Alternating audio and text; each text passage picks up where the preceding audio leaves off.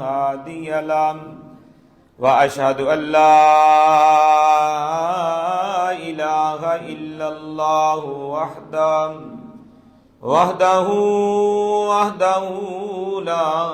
شريك له وأشهد أن محمدا عبده ورسوله اللهم صل على محمد وعلى آل محمد بسم الله الرحمن الرحيم وإذا سمعوا ما أنزل إلى الرسول ترى أعينهم تفيض من الدمع مما عرفوا من الحق يقولون ربنا آمنا فاكتبنا مع الشاهدين۔ اللہ مالک کائنات، خالق ارض و سما، احکم الحاکمین، رب العالمین کی ذات صلی اللہ علیہ وآلہ وصحبہ وآل بیتہ رضوان اللہ علیہم اجمعین کی ذات اقدس مقدس و مطہر پر، جو کہ تمام انبیاء رسول کے بعد اس کائنات میں تشریف لائے، لیکن سب سے اعلیٰ، سب سے اشرف مقام اور مرتبہ حاصل کر کے آئے۔ حضرات ذی وقار، رمضان المبارک کا تیسرا خطبہ جمعۃ المبارکہ، اللہ تبارک و تعالیٰ کا شکر ادا کرنا چاہیے کہ جس خالق نے، مالک نے ہمیں خطبہ جمعہ سننے کے لیے، سنانے کے لیے اپنے گھر کے اندر جمع ہونے کی توفیق عطا فرمائی۔ اللہ تبارک سے سرفراز فرمایا تھا، پھر اس کے بعد ہمارے پیارے آقا جناب محمد کریم صلی اللہ علیہ وسلم کے صحابہ کرام رضوان اللہ علیہم اجمعین، آپ کے اہل بیت جنہوں نے آپ کی دعوت کو قبول کیا اور دین اسلام کے اوپر لبیک کہا، اللہ نے ساری کائنات میں سب سے بڑھ کر عزتیں انہیں عطا فرمائیں۔ جب اللہ تعالیٰ کسی کو عزت عطا کرتا ہے، مقام و مرتبہ عطا کرتا ہے، تو اس سے اس انسان کی عظمت اور اس انسان کے نصیب، ان کی بلندی کا ہمیں پتہ چلتا ہے کہ یہ بڑے بلند نصیبے والا انسان نے دنیا میں عزتوں سے سرفراز کیا، روز قیامت بھی اللہ انہیں عزتیں عطا کرے گا اور اپنے عذابوں سے محفوظ فرما کے جنت عطا فرما دے گا۔ تو اس لیے اللہ سے ہمیں دعا کرنی چاہیے کہ اللہ دنیا اور آخرت کی عزتیں ہمیں عطا فرمانا، تاکہ دنیا کے غم ختم ہو جائیں، آخرت کے عذاب ٹل جائیں۔ آج کا ہمارا عنوان بھی یہی ہے کہ دنیا کے غم مٹ گئے اور آخرت کے عذاب ٹل گئے۔ یہ دنیا کے غم کیسے مٹیں گے اور آخرت کے عذاب کیسے ٹلیں گے؟ اس کے لیے بہت سی باتیں ہمیں اللہ کے قرآن سے اور نبی علیہ الصلوۃ والسلام کے فرامین سے ملتی ہیں کہ فلاں کام کریں تو اللہ عذابوں سے اس بندے کو محفوظ کر لیتے ہیں۔ اس طرح شریعت اسلامیہ کی پابندی کرنا، نماز، روزہ، حج، زکوٰۃ پابندی کے ساتھ، اہتمام کے ساتھ، خشوع و خضوع کے ساتھ ان اعمال کو ادا کرنا، یہ بھی غم مٹا دیتے ہیں اور آخرت کے عذابوں کو ٹال دیتے ہیں۔ ان تمام چیزوں سے میں صرف نظر کرتے ہوئے آج کی گفتگو کے اندر، آج کے خطبہ جمعۃ المبارکہ کے اندر ایک ایسا پیغام دینا چاہتا ہوں کہ جس کے ذریعے غم مٹ جاتے ہیں، دنیا کے غم ختم ہو جاتے ہیں، مشکلیں آسانیوں کے اندر تبدیل ہو جاتی ہیں، دکھ انسان کے سکھوں میں تبدیل ہو جاتے ہیں، اور اللہ اس کی وجہ سے روز قیامت اللہ خالق کائنات، مالک ارض و سما عذابوں سے انسان کو بچا لیتا ہے۔ جنت کے جو بندہ کھڑا ہو جاتا ہے اور اپنے رب کے آگے توبہ و استغفار کے چند کلمات بول دیتا ہے اور اپنی آنکھوں سے آنسوؤں کے چند قطرے گرا دیتا ہے، یہ راتوں کو اٹھ کر رب کے آگے رونے والا انسان، یہ اتنا زبردست علاج ہے۔ دنیا کے پاس ایسا کوئی علاج نہیں ہے کہ جو دلوں کے غم ختم کر دے، دنیا کے پاس ایسا کوئی علاج نہیں ہے جس سے انسان پر پہنچنے والی تکلیفیں جو ہیں ان کے اوپر مرہم لکھا جا سکے اور انسان کو سکون نصیب ہو جائے۔ دنیا کے پاس کوئی ایسا علاج نہیں ہے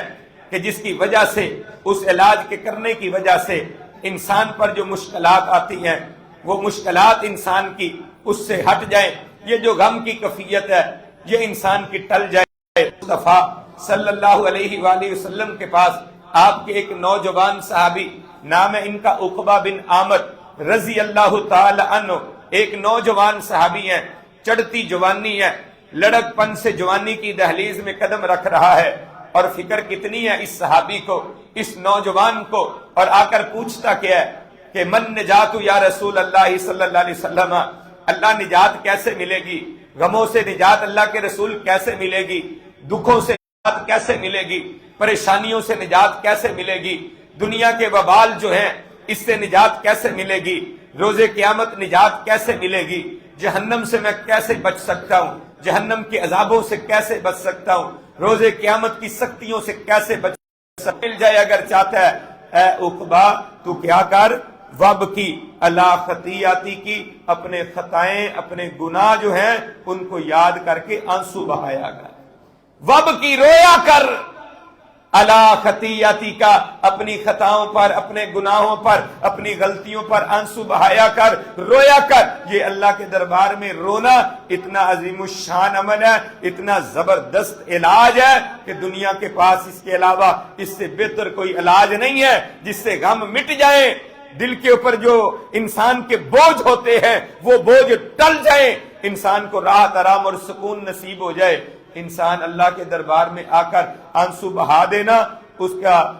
دل روتے ہیں، آنکھوں سے آنسو آتے ہیں، لوگ جناب سب کچھ بھول جاتے ہیں، آنسو بہا رہے ہوتے ہیں۔ کبھی اپنے گناہوں کو بھی یاد کر کے رویا کر، جب اپنے گناہوں کو یاد کر کے روئے گا اللہ دنیا کے غم بھی مٹا دے گا، آخرت کے عذاب بھی ٹال دے گا۔ بہترین علاج جو اللہ کے پیارے نبی نے بیان فرمایا، اپنی خطاؤں کو یاد کر کے رویا کرو۔ اور جب انسان اپنی خطاؤں کو یاد کر کے روتا ہے، حضرت عقبہ بن عامر رضی اللہ تعالی عنہ کی حدیث میں رسول اللہ صلی اللہ علیہ وسلم نے یہ نسخہ ہمیں دیا ہے۔ اسی طرح ایک اور حدیث مبارک ہے، جو انسان گناہوں کو یاد کرتا ہے نا کہ اللہ مجھ سے فلاں گناہ بھی ہو گیا تھا، اللہ اللہ کے پیارے حبیب فرماتے ہیں اس بندے کے لیے خوشخبری ہے، اس بندے کے لیے خوشخبری ہے، اس بندے کے لیے مبارکباد ہے، اس بندے کے لیے جنت کا مقام طوبہ ہے۔ کس کے لیے؟ جو بندہ کام کیا کرتا ہے، لمن بقا علی خطیئاتہ، جو اپنی خطاؤں کو یاد کر کے روتا ہے، لمن بقا، جو روتا ہے، آنسو بہاتا ہے، علی خطیئاتہ، اپنی خطاؤں پر، اپنے گناہوں سے یاد آ گئے، رونا شروع ہو گیا۔ میں نے یہ بھی اللہ کی نافرمانی کی ہے، میں نے یہ بھی اللہ کی بغاوت کی ہے۔ روز قیامت اگر رب نے پوچھ لیا تو اللہ کو کیا جواب دوں گا؟ اور تنہائی کے لمحات کے اندر اپنے رب کے آگے رویا کریں۔ یاد رکھیں دنیا کی لذتیں نصیب ہو جائیں گی۔ جس انسان کو تنہائی کے اندر رب کے سامنے رونا نصیب ہو گیا، تنہائی کے عالم میں رونے کی اللہ تبارک و تعالیٰ نے نعمت جس بندے کو عطا کر دی، یاد رکھیں اس بندے کو دنیا کی لذت نصیب ہو گئی۔ کبھی اللہ کے آگے رو کر دیکھیں تو صحیح، آنسو بہا کر دیکھیں تو صحیح، اللہ کیسی لذتیں عطا کرتا ہے، کیسا سکون انسان کرتا ہے۔ ان آنسوؤں کے اندر وہ لذتیں ہیں، دنیا کی بہترین نعمتوں میں بھی وہ لذتیں نہیں ہیں۔ تم اپنے رب کو یاد کر کے رویا کرے، اپنے رب کے آگے رو رو کے التجا و فریاد کیا کرتے، خطائیں ہو گئی ہیں اس پر بھی روتے، اگر نیکیاں کرتے، عمل صالح کرتے، نیک عمل کر کے بھی رویا کرتے کہ اللہ میں نے محنت کی ہے،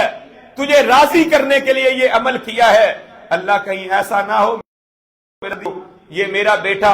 آپ سے تربیت حاصل کرے، آپ سے کچھ سیکھے، جب یہ آپ کی مجلس میں رہے گا، آپ کے پاس آتا جاتا رہے گا،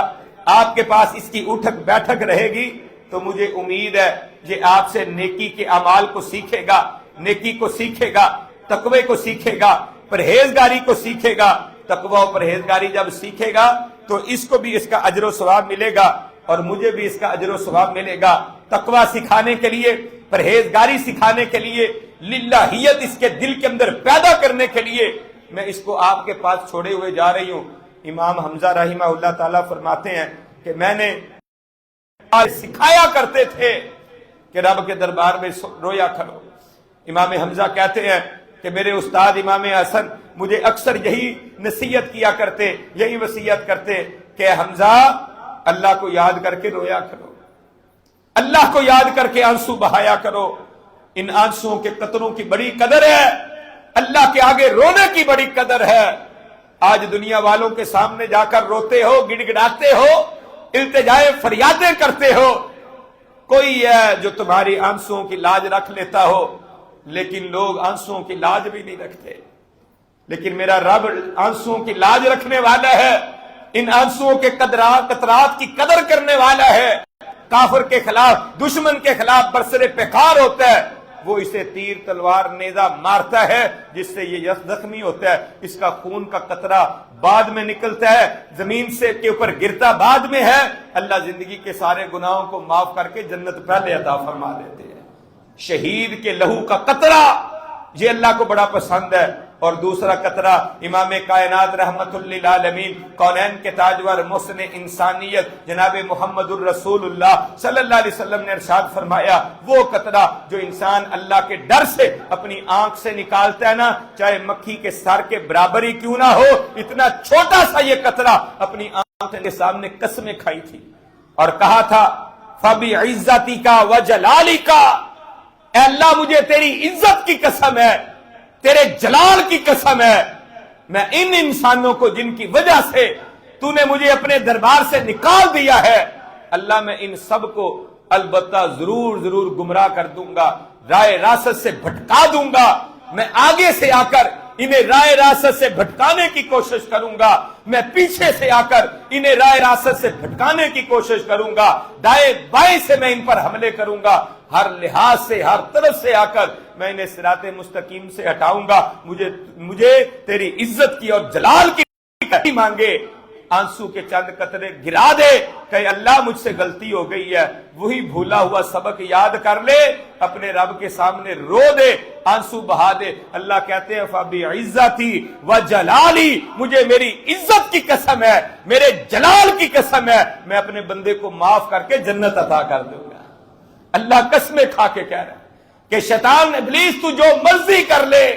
جتنے مرضی منصوبے بنا لے، پروپوگنڈے کر لے، انہیں رائے راست سے بھٹکا دے، صراط مستقیم سے بہکا دے، میرے بندے جب معافی مانگ لیں گے، توبہ کر لیں گے، آنسوؤں کے چند قطرے میرے دربار میں گرا کر لے اللہ کے پیارے نبی کا لیکن اپنے رب کی یاد میں کیسے رویا کرتے۔ کئی دفعہ یہ حدیث مبارکہ میں سنا چکا، اللہ کے پیارے حبیب کونین کے تاجور رات کی تاریکی میں اللہ کے آگے اٹھتے، عبادت کرتے، کبھی رکوع میں کبھی سجدے میں، اور اس طرح روتے۔ اما جان سیدہ عائشہ صدیقہ طیبہ طاہرہ سلام اللہ علیہا رضی اللہ تعالی عنہا بیان فرماتی ہیں کہ اللہ کے پیارے نبی سجدے میں پڑے ہوتے اور رو رہے ہوتے، ایسے لگتا جیسے کوئی ہنڈیا چولہے کے اوپر رکھ دی گئی ہے اور وہ ہنڈیا کے اندر پانی جوش مال رہا ہے، جس طرح پانی ابلتا ہے آوازیں پیدا ہوتی ہیں نا، اس طرح اللہ کے رسول اللہ کے آگے رویا کرتے۔ تو آپ کے سینے میں اگر تمہیں ان باتوں کا پتہ چل جائے، تمہاری ہنسیاں ختم ہو جائیں، ہمیشہ تم روتے رہو، کثرت سے رویا کرو اور بہت کم ہنسا کرو، تمہاری ہنسیاں ختم ہو جائے۔ ایک دفعہ جبریل امین کے بارے میں، میکائیل علیہ السلام کے بارے میں رسول اللہ صلی اللہ علیہ وسلم نے پوچھا، میکائیل تمہیں کبھی مسکراتے ہوئے نہیں دیکھا، مسکراتے ہوئے تمہیں نہیں کبھی دیکھا۔ تو میکائیل کہتے اللہ کے پیارے نبی کہ میں نے جہنم کے جو عذاب دیکھے ہیں اور ابلیس جو اللہ کا بڑا برگزیدہ تھا، ہر جگہ پہ جس نے سجدے کیے تھے، اللہ کی اطاعت و فرما برداری کے اندر اس قدر اللہ کا مقرب بن چکا تھا، رو رہے ہیں، رسول اللہ صلی اللہ علیہ وسلم بھی رو رہے ہیں اور جناب میکائیل بھی رو رہے ہیں، تینوں عظیم ہستیاں رو رہی ہیں۔ آسمانوں سے آواز آتی ہے، اللہ نے آپ تینوں کو جہنم سے آزاد کر دیا ہے، اللہ نے آپ کے اوپر اللہ کی نافرمانی کرنا اس کو حرام کر دیا ہے، آپ اللہ کی نافرمانی اور بغاوت نہیں کریں گے، اللہ نے آپ کو یہ اعزاز عطا فرما دیا ہے۔ تو اس قدر اللہ کے عذابوں کو دیکھ کر وہ پاک باز ہستیاں بھی آنسو بہایا کرتی، رویا کرتی، مسکراہٹیں ان کی ختم ہو گئی۔ آج ہماری ہنسیاں ختم نہیں ہوتی، ہم نے کبھی رب کو یاد ہی نہیں کیا، اور دن ہفتے کیا ہے، سالوں کے سال بیت گئے، یاد کرو، تنہائی کے لمحات کو بہترین بناؤ. جب رب کے ہاں رو گے، آنسو بہاؤ گے، اللہ دنیا کے غم بھی مٹا دے گا اور آخرت کے عذاب بھی ٹال دے گا. تو اللہ مالک کائنات کو رحمت ہے. یہ جو انسان کے آنسوں کے قطرے ہیں یہ بڑے پسند ہیں. اللہ کے پیارے نبی اللہ کو یاد کر کے روتے. جناب سیدنا صدیق اکبر افضل البشری بعد الانبیاء، نبیوں کے بعد روئے زمین پر سب سے افضل، سب سے اعلیٰ شان میں، مقام میں، مرتبے میں، عزت میں اگر کوئی ہستی ہے تو وہ جناب سیدنا حضرت ابو بکر صدیق رضی اللہ تعالی عنہ کی ہے. نبیوں کے بعد سب سے افضل. مسجدیں سنسان پڑی ہوئی ہیں، ایک ایک محلے میں دسیوں مساجد سے اللہ اکبر کی صدائیں بلند ہوتی ہیں، لیکن مسجدیں خالی پڑی ہیں. مسجدوں کو آباد کرنے والے کوئی نہیں. ادھر مکہ کو دیکھتے ہیں، بیت اللہ میں عبادت کرنے کے لیے اصحاب رسول آتے ہیں، لوگ پتھر مارتے ہیں، بیت اللہ میں داخل نہیں ہونے دیتے، پابندیاں لگا دی ہیں کہ ہم یہاں پہ داخل نہیں ہونے دیں گے. ایمان کا موازنہ کیسے کرتے ہو؟ صدیق کے پر انگلیاں کیسے اٹھاتے ہو؟ اصحاب رسول کے پر انگلیاں کیسے اٹھاتے ہو جنہوں نے دنیا کی سیدنا صدیق اکبر رضی اللہ تعالیٰ عنہ گھر کے سین میں مسجد بنا لی. عبادت کر رہے ہیں، نماز پڑھتے ہیں، قرآن اونچی پڑھتے ہیں. مکہ کی عورتیں، بچے ابو بکر کے دروازے کے پاس اکٹھے ہو جاتے، کھڑے ہو جاتے اور کہتے اس بزرگ کو کیا ہو گیا ہے، یہ بزرگ اتنا کیوں روتا ہے؟ رقیق القلب ابو بکر صدیق دل کے انتہائی نرم، قرآن پڑھتے، آنسو بہاتے. زندگی کے آخری لمحات میں جب امام کائنات نے حکم دیا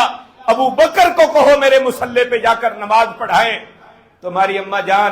سیدہ عائشہ صدیقہ طیبہ کہ آپ کے گوشت گزار کرنا چاہتا ہوں، آپ کے سینوں کی زینت بنانا چاہتا ہوں، آپ کے ایمان کو مزین کرنے کے لیے آپ کے سامنے پیش کرنا چاہتا ہوں. صدیق اکبر قرآن پڑھتے، آنسو بہاتے، نماز پڑھاتے، آنسو بہاتے، رات کی تنہائیوں کے اندر کھڑے ہوتے، رو رو کے اپنے رب کو مناتے. یہ وہی صدیق اکبر ہے جن کے بارے میں کائنات کے امام نے فرما دیا تھا زندگی کے آخری لمحات میں منبر پہ آپ تشریف فرما ہوئے، کہا جس بندے نے مجھ پہ کوئی احسان کیا ہے، نیکی کی ہے، میں محمد صلی اللہ علیہ وسلم نے اس کے احسانات کے بدلے چکا دیے ہیں، سب کے احسانات کے بدلے دے دیے ہیں، لیکن صدیق اکبر کے اتنے احسانات میں محمد پر ہے کہ میں اس کے کہ شیطان دیکھے کہ عمر آ رہا ہے، شیطان رستہ چھوڑ